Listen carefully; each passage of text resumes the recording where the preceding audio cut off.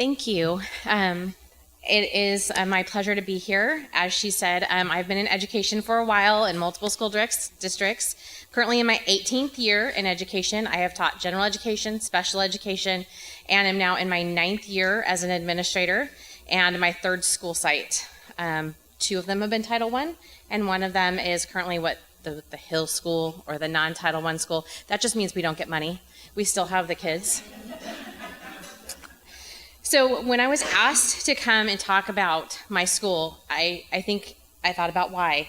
And it's probably because my school is probably one of the most creative, flexible, diverse, and inclusive education environments I have ever had the pleasure to work in.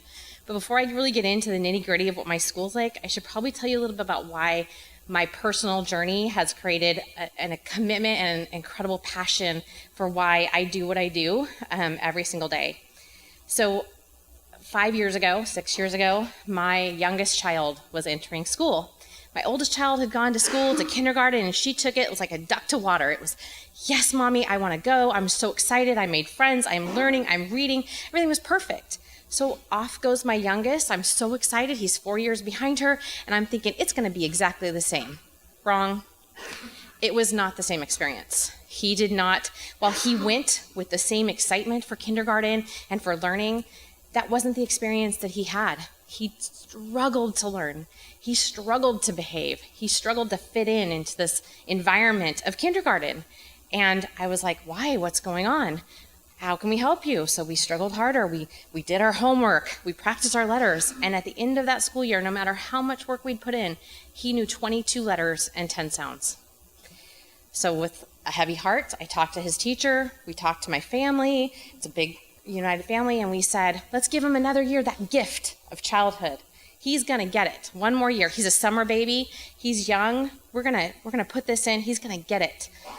Second year of kindergarten ended very similarly to the first year, except now he hated school. That was a bonus. So then came first grade and second grade. He was in RTI, he had extra support, small group instruction. We'd taken him to the doctor, and he had been diagnosed with ADHD and anxiety. At the end of second grade, this is my heart, I took him to an event, a school event. He had friends, he was so excited to go. It was a concert. And I was like, oh, it's gonna be so much fun. We had a picnic and a chair, and I sat there, and we went there, and half an hour into that event, my child came over, and he was defeated. And I said, sweetheart, what's wrong? And his shoulders were down. And he's like, Mommy, I want to go home. And I'm like, why? We're here. There's music. There's fun. There's friends. He said, I just want to go. And I said, tell me what's going on. What's happening? And I said, why don't you want to go play with your friends? They're all playing. They're running around. And he said, oh, they don't want to play with me. I'm the bad kid. And I said, how can that be? This is my 8-year-old child. How can he define himself as bad? And I said, why would you say that? And he said, oh, I'm getting in trouble every day at school. I can't sit in my chair. I don't do things the way everybody else does. I can't read, Mommy. I'm the bad kid. And I said, oh my goodness.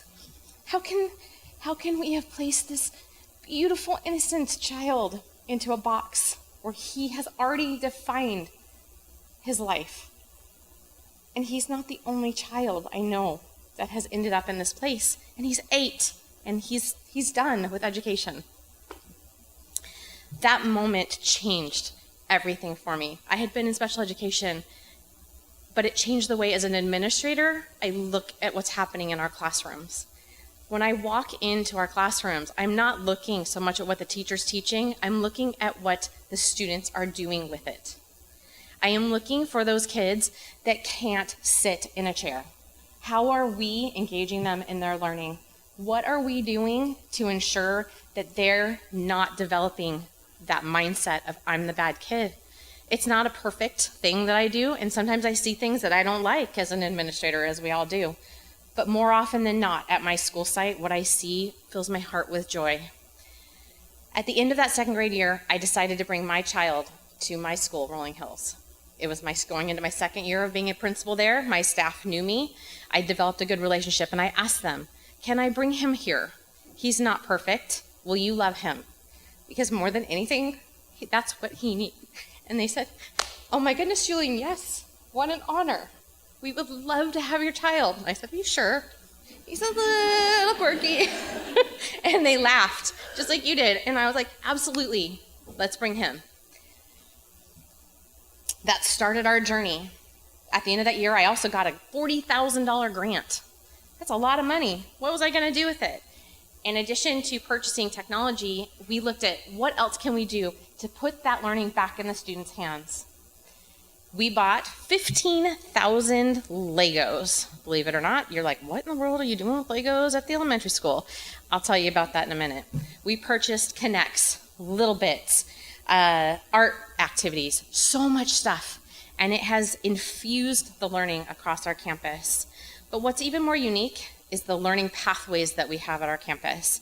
We have traditional classrooms, just like most of you have always seen, with one grade level in first grade, and they move on up with their cohorts all the way through. But 50% of my school is multi-age. What is multi-age? That means that my students, in this case, there's 4 grade levels, 2 teachers, 4 years, 64 to 68 kids in these classrooms. And they stay for 4 years with those classrooms. Like, oh my word, that sounds a lot like a special education classroom, except for this is general education and a lot more kids. And what they do inside those classrooms, and in our traditional as well, is they individualize the learning for those students. They have daily plans that are designed to meet the needs of each child. They have things that are similar and things that are different. The way our students respond to an academic challenge or an activity can look very, very different. This one may decide, I want to do a PowerPoint. This one may do an Adobe Spark or an Adobe Voice. The other one's like, I really just want to do it on paper. 2 + 2 is 2, and I don't need to explain it, is why. And we have taken that process, and our children have thrived. My own child started in a traditional classroom, and his next year went into 4th grade in a multi-age classroom. I was like, are you sure you're ready to take him for 3 whole years? But they did. And what we found out, that the students coming to us at Rolling Hills, and all of you too, they're fundamentally different than what we learned, right? These students are technology rich and embedded. They are used to answer after answer. Thank you, Siri. Thank you, Alexa. I can just call out my answer. Somebody talks to me and gives it to me. I don't have to wait. I don't have to look in a dictionary. I don't have to look in a glossary. What is this thing you want me to do? I have to look in a book, and that might take me a long time. I don't have to wait 10 years. And so we have to develop, as educators, a way to incorporate that learning style into what we're doing now. And I think that the pathways that we're offering it do. One of the things that I think we are really, really good at Rolling Hills is the ability to be flexible in that learning, to look at a group of students and say, all right, you're considered a high, not labeling, as we said, lower and low. We're going to pair you together, because what we have found is that our high kids are really fundamentally good at algorithms, at the 2 + 2. But our lower kids, they may not be able to do the 2 + 2, but they can use manipulatives. They can use pictures and boxes and arrays and all of these amazing things that our upper grade kids are like, I don't know how to do that. And these lower grade kids are coming in. With our Legos, we are teaching them area and perimeter. Our 3rd graders do a house activity where they build a house, and they have to tell their classmates, this is the area, this is the perimeter, this is how I would do it. And they know area and perimeter. They get that concept because of Legos. They do multiplication with Legos. They do fractions with Legos. We do, our 4th graders this year created, using our Little Bits, multiplication tables where they light up when they get right. So they took those little bit things that they had created down to our 3rd graders, and they were so excited. And they were like, all right, 3rd graders, here's your 7s. Can you do it? And when the 3rd graders saw that they put it on the right one, it lit up. And they were like, oh, this is so cool. And they did all of their multiplication tables, and they keep learning. And that was a collaborative process that we did. With our multi-age, with the high and the low and the upper grade and the lower grade, we have probably more embedded peer tutors than at any other school site I've ever worked at. Our kids grow up being the little buddies to the big buddies, and they share those ideas across. So our teachers, the one thing they have is they have like these routine and transition like trainers.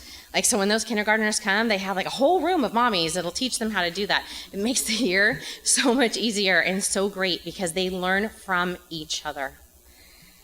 As I conclude my 4th year as principal, the staff and I continue to evaluate what we do every day. And this year, one of our focuses we realize is that anxiety, not just math anxiety, but anxiety is permeating our kids. They are frozen before a test. They can't handle interactions or conflict. And so this year, in addition to doing all of the manipulatives hands-on, we added a practice of mindfulness. We use chimes in every single classroom where we do a quiet moment, and our children are asking for that. I can't really think. I need a break. Can we take a chime and just sit here? And so we'll play the chime, and everyone just sits quiet until they can no longer hear the noise. And after that, they look up and they're ready to learn. They re-engage their learning. And so that is a way that we've taken some of our kids that can't sit, that can't be traditional. We have other things like ball chairs and wobble chairs and seats and rubber bands and Velcro and all of these things to help engage these kids. And sometimes it's enough. Sometimes it's not. But I can tell you at my school, we continue to persevere every day to make a difference in these kids' lives. And as for my kiddo, he's finishing his 3rd year in 5th grade, and he is at grade level, which is the best news because I know if he can do it, so can others. I believe that what we're doing, the confidence, the self-esteem building, because again, that first year when he was with us, we didn't focus on his academics. We just loved him. And at one moment when he went into 4th grade, he said, "Mommy, I'm in the wrong class." And I said, again, I'm like, "Why do you think you're in the wrong class?" They want me to grow and have this mindset thing, and I'm fixed. I'm stuck right where I'm at. And I'm like, I think you're exactly where you need to be. Thank you.